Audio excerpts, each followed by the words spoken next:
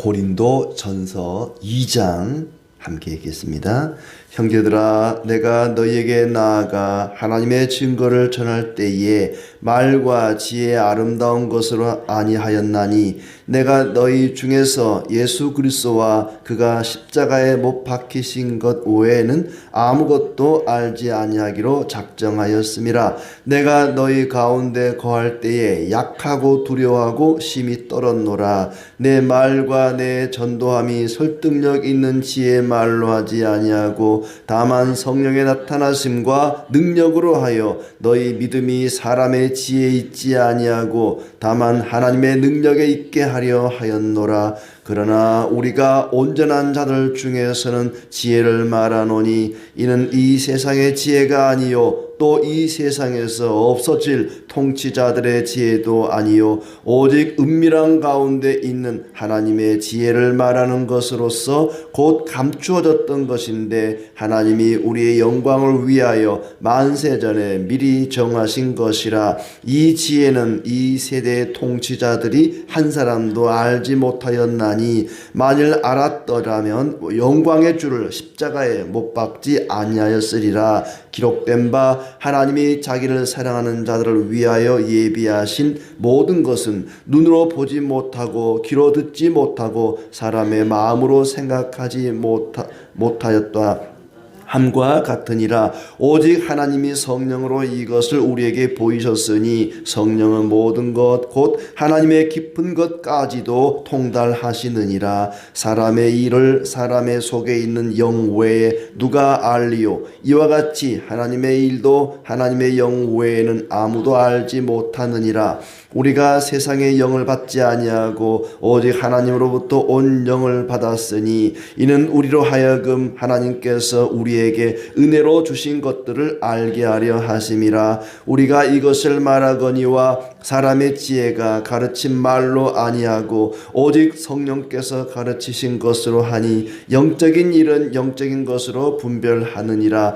육에 속한 사람은 하나님의 성령의 일들을 받지 아니하나니 이는 그것들이 그에게는 어리석게 보임이요 또 그는 그것들을 알 수도 없나니 그러한 일은 영적으로 분별되기 때문이라. 신령한 자는 모든 것을 판단하나 자기는 아무에게도 판단을 받지 아니하느니라. 누가 주의 마음을 알아서 주를 가르치겠느냐? 그러나 우리가 그리스도의 마음을 가졌느니라.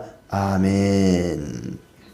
네, 반갑습니다. 이제 시편 말씀을 멈추고 이제 신약성경 고린도 전서로 넘어오게 되었습니다. 고린도 교회는 문제투성이었습니다. 교회 안에 다툼이 있고 음행이 있고 또 소송이 있고 네가 잘났니 내가 잘났니 참 문제가 아주 가득한 이런 집단도 교회인가 싶은, 이런 사람도 성도인가 싶은 그런 모습이 아주 가득했던 그런 교회입니다. 사도 바울이 사도행전 18장에 1년 반 머물면서 복음을 전하고 그 가운데 어떤 사람들이 예수님을 믿게 되고 교회가 세워졌는데 바울이 떠난 이후에 좋지 않은 소식을 듣게 된 거죠.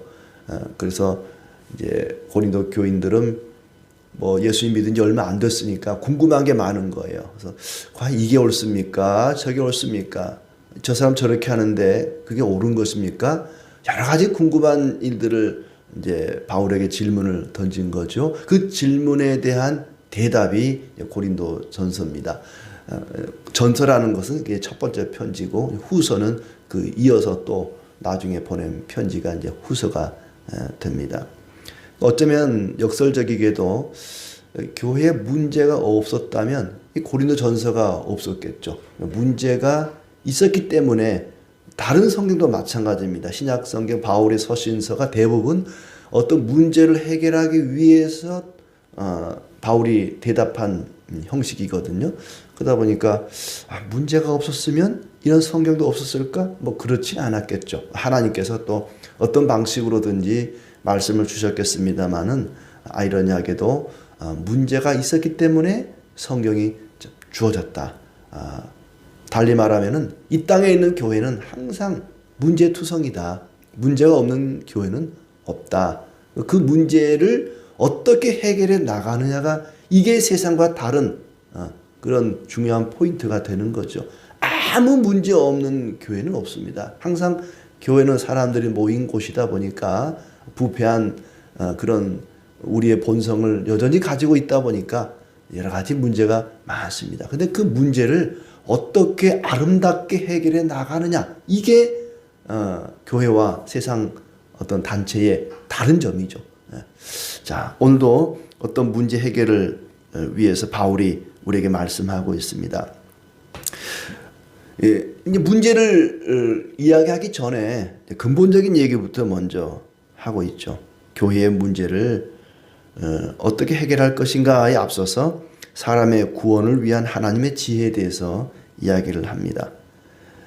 구원은 사람의 말, 사람의 지혜로 얻는 것이 아니라 성령의 능력으로 전달되는 것이고 또 얻는 것이다. 복음은 성령의 능력으로 전해지는 것이고 구원은 성령의 능력으로 얻는 것이다 하는 얘기입니다. 1절에 여러분에게 하나님의 비밀을 전할 때 훌륭한 말이나 지혜로 하지 않았다. 그러니까 바울이 이제 사도행전 18장에서 고린도 지역에 처음 갔을 때 2차 전도 여행 때 그들에게 복음을 전할 때 사람의 지혜로 어떤 뛰어난 말주변으로 복음을 전한 게 아니고 성령의 능력으로 복음을 전했다는 거죠. 내가 너에게 나아가 하나님의 증거를 전할 때 말과 지혜 아름다운 것으로 아니하였다. 나는 너희가 십자가에 못 박힌 예수 그리스도 외에는 아무것도 알지 않기로 작정하였다. 복음의 내용입니다. 오직 예수 그리스도가 십자가에 못 박혀 죽었다. 이게 복음의 핵심이죠. 바울이 전한 것은 뭐 여러 가지 잡다한 얘기를 전한 게 아니라 오직 복음의 내용 딱 한 가지. 예루살렘에서 죽은 예수가 바로 하나님이시고 그분이 만민의 구주이시고 구원을 얻기 원한다면 그분을 믿어야 한다. 예수 그리스도의 십자가의 능력을 믿는 자는 구원을 얻게 될 것이다. 이거 외에는 전하지 않기를 원했다는 거죠. 유혹이 있었습니다. 멋진 말로 지혜로운 말로 전하고 싶은 유혹이 있었죠.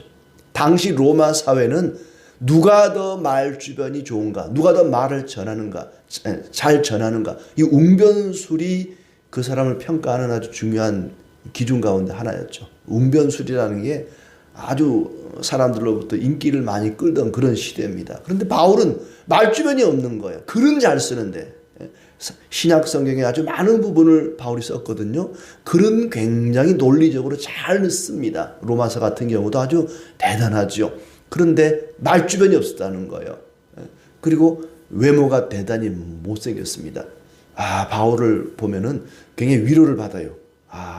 생긴 것도 못생기고 말도 잘 못하고 내가 참 위로가 되네 이런 생각이 들어요. 글은 잘 썼습니다. 3절에 보면은 굉장히 두려워했다 그랬죠. 내가 너희 가운데 거할 때 약하고 두려워하고 심히 떨어노라. 다른 사람들은 굉장히 말을 잘하거든요. 웅변가들이 너무나 많아요.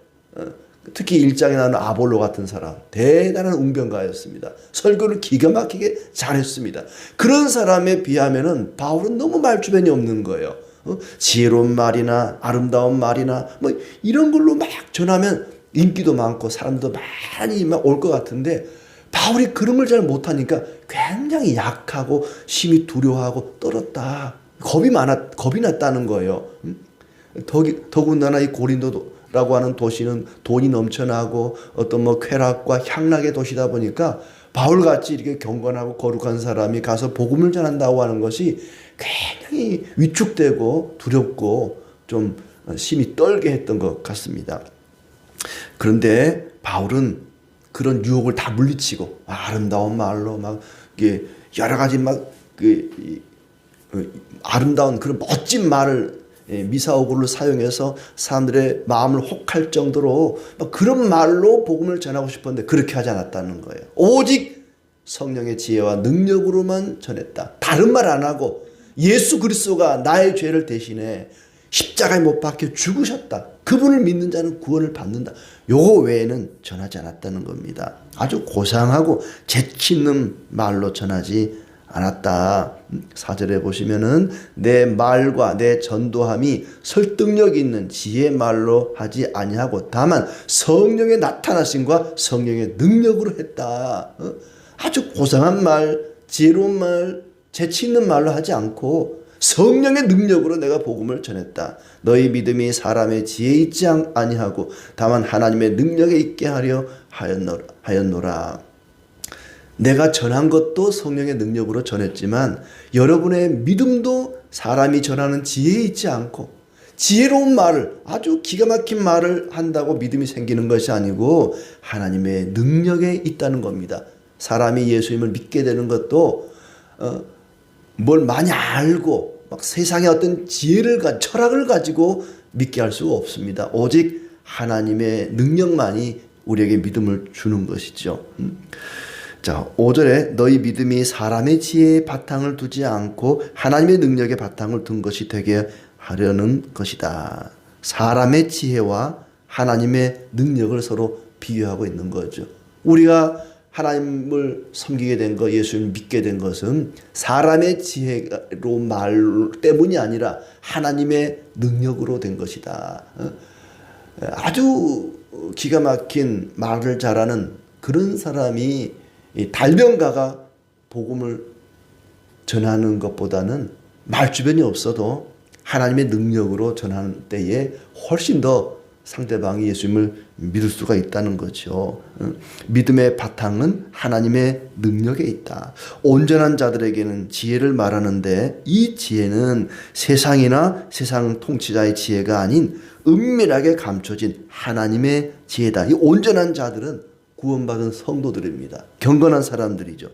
그런 사람에게 지혜를 말하는데 이 지혜라고 하는 것은 세상 통치자의 지혜가 아니라 하나님의 지혜다. 은밀하게 감추어진 하나님의 지혜를 가르치는 것이다. 그 지혜는 하나님께서 우리를 영광스럽게 하시려고 만세전에 미리 정하신 것이다.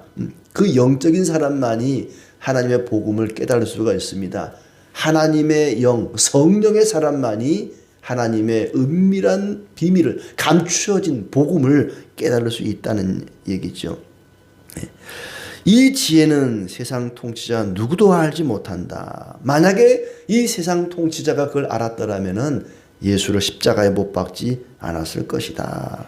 영광의 주를 십자가에 못 박지 않았을 것이다. 영광의 주. 사람들은 십자가에 못 박힌 예수님을 아주 수치스럽다고 이야기합니다. 십자가에 못 박혀 죽은 그 모습이 너무 부끄럽다는 거예요. 그러나 결코 우리 주님은 부끄러운 수치스러운 주님이 아니다. 영광의 주님이시고 우리를 영광스럽게 하실 분이기 때문에 그분은 영광의 주님이라고 이야기하죠.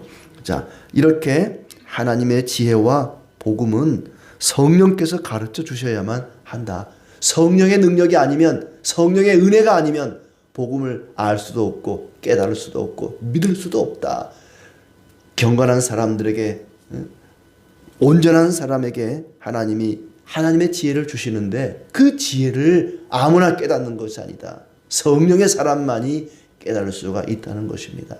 일자 무식한 할머니라도 성령의 사람이라면 이 하나님의 감춰진 비밀을, 은밀한 복음을 깨달을 수가 있습니다. 성경에 말하기를 아마 이사야 64장 4절을 가리키는 것 같습니다.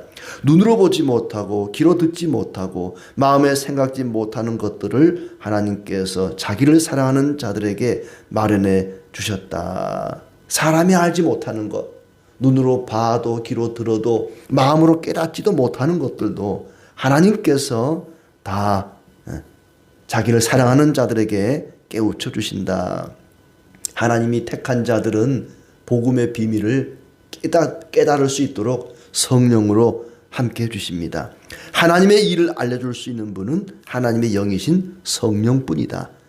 예수님을 믿게 하는 것도 성령뿐입니다. 하나님의 비밀, 복음의 비밀, 그것을 알게 하실 분은 성령뿐이다. 왜냐하면 그 다음에 11절에 나오는 것처럼 사람의 일이라고 하는 것은 사람 속에는 그 사람의 영이 알듯이 하나님의 일은 하나님의 영이 알 수 있다. 사람의 영혼, 내 마음속에 뭘 품고 있는지 나의 영혼만 알잖아요. 그런 것처럼 하나님의 그 은밀한 것을 누가 알 수 있느냐? 하나님의 영만 알 수 있다. 성령만이 하나님의 생각을 알 수가 있다. 하나님의 영 외에는, 성령 외에는 하나님의 생각을 깨닫지 못한다. 하나님의 모든 깊은 것까지도 아시는 성령을 통해서 이것을 우리에게 보내셨다. 10절에 오직 하나님이 성령으로 이것을 우리에게 보이셨으니 성령은 모든 것 곧 하나님의 깊은 것까지도 통달하시느니라. 성령만이 하나님의 깊은 것을 아시기 때문에 그 성령이 우리에게 하나님의 은밀한 일, 복음을 깨우쳐 줄 수 있다 하는 얘기입니다. 아무리 말 잘하는 달변가라 할지라도 그런 사람이 복음을 전한다 할지라도 믿는 거 아닙니다. 오직 성령의 은혜만이 우리에게 믿음을 주시는 거죠. 12절에 하나님께서 주신 영으로 하나님이 주신 은혜의 선물을 깨닫는다. 육에 속한 사람은 성령의 일을 알 수가 없다. 이 자연인, 이 세상에 예수 믿지 않는 사람은 하나님의 일을, 성령의 일을 알 수가 없다. 우리는 그리스도의 마음을 가지고 있다. 맨 마지막 16절에 누가 주의 마음을 알아서 주를 가르치겠느냐? 우리가 그리스도의 마음을 가졌느니라. 성령의 사람은 예수의 마음을 품게 됩니다. 우리가 그리스도의 마음을 가졌느니라. 그리스도의 마음으로 복음을 전했다는 거죠. 그리스도의 마음으로 고린도 교회를 바라봅니다. 그리스도의 마음으로 세상을 바라보고 그리스도의 마음으로 교회를 바라보고 그리스도의 마음으로 형제자매들을 바라보면요, 모든 것이 다 아름답습니다. 모든 것이 다 귀합니다. 그리스도의 마음을 어떤 사람이 가질 수 있느냐? 성령의 사람만이 그리스도의 마음을 품을 수 있다는 겁니다. 바울은 성령의 사람이었기 때문에, 성령의 능력으로 복음을 전했기 때문에 그리스도의 마음을 가졌습니다. 전도자의 마음은 그리스도의 마음으로 충만해야 합니다. 영에 속한 사람, 그가 그리스도의 마음을 가지고 세상을 향하여 복음을 전할 수가 있습니다. 영적인 사람이죠. 그런 사람을 가리켜 우리는 성령 충만한 사람이라고 말합니다. 그리스도의 영으로 충만한 사람, 그리스도의 마음을 품고 사는 사람, 그리스도의 복음만을 붙잡고 살아가는 사람입니다. 바울은 사람의 지혜가 아니라 하나님의 능력으로 복음을 전했다고 말합니다. 복음을 듣고 깨닫는 것은 하나님의 능력만으로 가능한 일입니다. 고린도 교회의 문제는 고린도 교인들이 영적으로 어린 아이였다는 겁니다. 3장 1절에 보면은 그리스도 안에서 어린 아이들을 대함과 같이 하노라. 고린도 교회가 왜 싸우고 다투고 갈라지고 분쟁이 일어났느냐? 성령이 그 안에 충만하지 못했기 때문에, 영적으로 그들은 어린 아이와 같았기 때문이라고 이야기합니다. 그들이 파당을 짓고 갈라지고 그런 것은 영적으로 어린 아이와 같았기 때문인데, 그래서 너희에게 2절에 보면 3장 2절에 젖을 먹인다고 말하죠. 젖이라고 하는 거 어린 아이에게 음식입니다. 우리에게 젖은 뭘까요? 하나님 말씀입니다. 우리가 하나님의 말씀과 성령의 이끄심을 받지 않고는 성령의 능력으로 살 수가 없습니다. 성경이 우리에게 음성이나 소리가 아니라 글로 주어졌습니다. 글로 주어졌다는 것은 읽으라는 얘기입니다. 성경을 읽지 않고 듣기만 해가지고는 부족합니다. 성경을 반드시 읽어야 합니다. 사람은 세상의 지혜로 변하지 않습니다. 하나님의 말씀을 전할 때 성령의 능력으로 사람이 변합니다. 세상 논리로, 똑똑한 말로, 재치 있는 말로 사람을 변화시킬 수가 없습니다. 우리가 상식적으로 생각하면 하나님, 똑똑한 사람, 잘난 사람, 능력 있는 사람, 그런 사람을 구원하시지 왜 우리 같은 사람을 구원하셨습니까? 그러나 복음이라고 하는 것은 사람의 지혜로 전해지는 것도 아니고 사람의 지혜로 구원 얻는 것도 아니고 오직 하나님의 지혜로, 성령의 능력으로 복음을 전하고 우리가 구원을 얻게 됩니다. 오직 성령의 능력만을 의지하고 성령의 지혜와 능력을 구함으로써 성령 충만한, 또 하나님의 풍성한 은혜를 받아 누리는 복된 삶이 되기를 진심으로 축복합니다.